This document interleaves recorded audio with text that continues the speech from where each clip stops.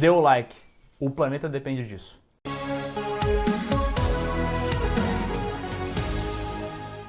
Então, voltando lá na ideia da Idade Média, né? Isso rolava mesmo, era muita... A batalha era algo sangrento mesmo, né? Não a vida geral das pessoas, mas as batalhas eram muito sangrentas, assim. Tem vários mitos em relação à ideia do coração valente, a batalha de Stirling, né? Por exemplo, no filme a gente não vê a ponte Stirling. É a batalha da ponte de Stirling Bridge, né? É Stirling Bridge, então a batalha, mas só que a gente não vê ponte nenhuma, né? Literalmente o filme ignora esse detalhe tão importante, porque foi totalmente aos arredores ali da Stirling Bridge, né? Na cidade escocesa. Na verdade, eles usaram como táticas, inclusive, o rio, né? Sim. A própria ponte foi usada como barricada para impedir a passagem. Então, a gente tem algumas misturas aí que não foram nada legais, né? De maneira geral, ajuda a gente a entender como que eram as batalhas de fato. Eram sangrentas. E a parada dos escoceses, tipo, eles vestirem, sei lá, saco de batata e o resto ter a armadura do Homem de Ferro, isso confere ou não? Nem um pouco. Nada a ver. Então, assim, existe um certo padrão na Europa. Por exemplo, se você for desde Portugal até a Alemanha, Hungria, Itália, França, você vai ver uma certa preocupação de todos esses países em relação ao militarismo. Então não tinha essa discrepância tremenda em relação a todos os aspectos militares. Porque quando a gente olha o filme, é exatamente isso que a gente vê, né? A gente vê guerreiros maltrapilhos, completamente desarmados, camponeses ferrados, contra soldados profissionais altamente armados e preparados. Então, a gente percebe até uma certa ideia aí, uma certa ideologia dos oprimidos lutando contra os opressores e conseguindo a vitória, com luta, com garra, mas assim, do ponto de vista histórico não faz o menor sentido. Se a gente parar para analisar o que era a Escócia essencialmente era muito próxima à Inglaterra, então ela tinha as mesmas ideias do ponto de vista militar, então não tinha como ser totalmente diferente como a gente vê. E se a gente parar para analisar, por exemplo, essa vestimenta aí, especificamente, dos guerreiros escoceses, parece até que são vestimentas lá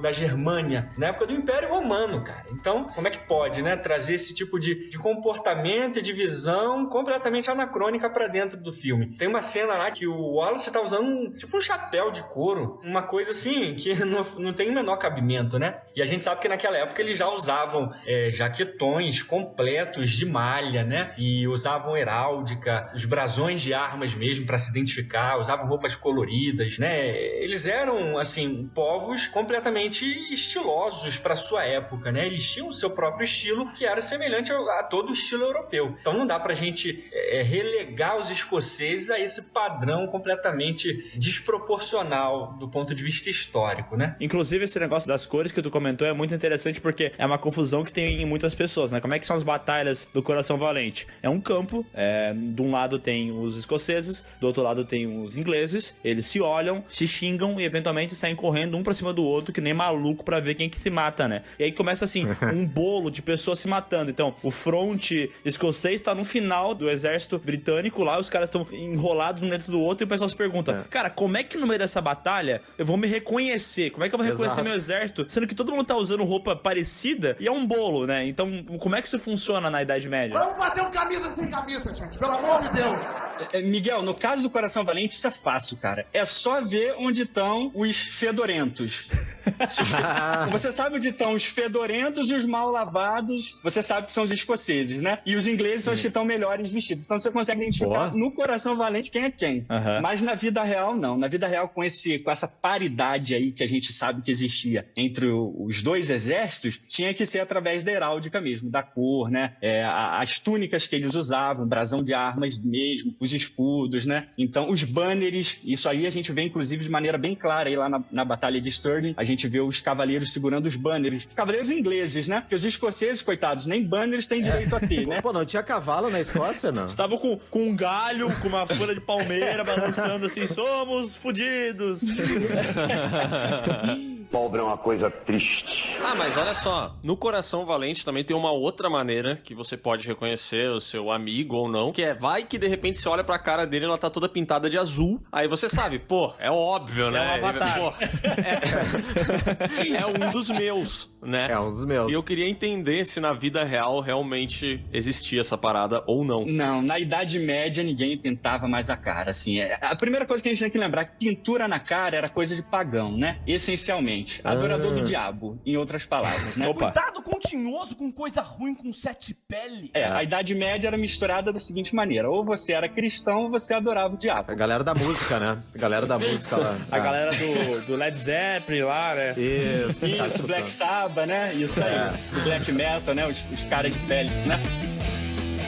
Mas então, assim, você tinha essas pinturas, por exemplo, quando você vê os vikings, né? A retratação dos vikings. Você vê algumas pinturas nos rostos, você vê tatuagem, né? Então, povos bárbaros, os celtas, né? E a gente volta lá antes da Idade Média, inclusive, né? Durante o... Afinal, eu acho que é até importante, pra quem tá ouvindo, contextualizar em que anos que isso acontece. Porque essa batalha acontece ali no final de 1200, né? O que é retratado no Coração Valente, né? E os celtas é uma parada muito mais antiga, né? Totalmente antiga. É século XIII, né? Finalzinho do século XIII, a Batalha de Stirling, e os celtas, eles precederam o Império Romano, né? Na verdade, o Império Romano, ele foi suprimindo os celtas. Sobraram alguns povos celtas, tipo ali inclusive na própria Grã-Bretanha mesmo, que depois foram sendo suprimidos pelos saxões. Quando eles saíram do norte da Alemanha, aí entra inclusive o The Last Kingdom, né? A ideia dos saxões, porque os bretões, que eram, vamos dizer, os nativos da Grã-Bretanha, eles foram sendo empurrados pelos saxões quando chegaram, então, na Grã-Bretanha, né? Então, isso ali por 800, mais ou menos, né? Depois de Cristo, né? Na verdade, os saxões vieram antes. Eles foram se cristalizando logo depois da queda do Império Romano mesmo. Por volta ali do século V, VI. Aí, depois que veio as invasões vikings por volta do século VIII, IX. Aliás, outra coisa que tu comentou, que ninguém pintava a cara de azul, ninguém tava indo pra uma partida de futebol americano naquela guerra, o pessoal pelo menos ia de kilt, né? Afinal, o escocês usa kilt e toca a gaita de fora, né? Isso aí, né?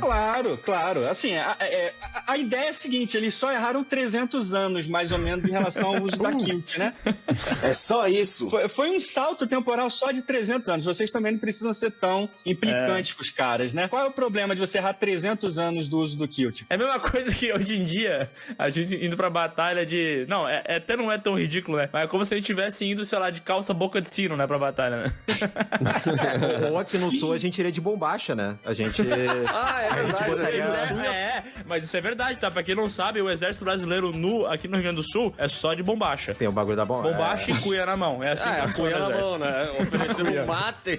E daí, em vez de usar, por exemplo, os banners e tal, a gente anda com um espeto de carne erguido, assim, né? Que é pra mostrar que é o exército daqui.